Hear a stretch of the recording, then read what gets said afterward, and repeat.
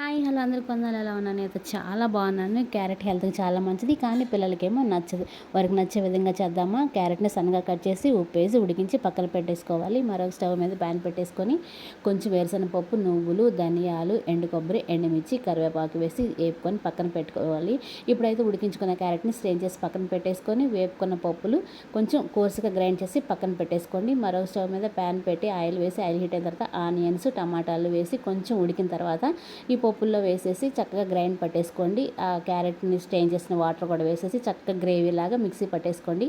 ఇప్పుడైతే స్టవ్ మీద ప్యాన్ పెట్టి ఆయిల్ వేసి ఆయిల్ హీట్ అయిన తర్వాత కొంచెం అల్లం వెల్లుల్లి పేస్ట్, మనం ఉడికించుకున్న క్యారెట్, ఉప్పు, కారం వేసి కొంచెం వేగిన తర్వాత ఈ పేస్ట్ వేసి దీంట్లో కొంచెం సేపు అలాగా ఒక 10 మినిట్స్ ఉడికించారంటే అంటే చాలా టేస్టీగా ఉండే మన క్యారెట్ మసాలా కర్రీ రెడీ అయిపోతుంది.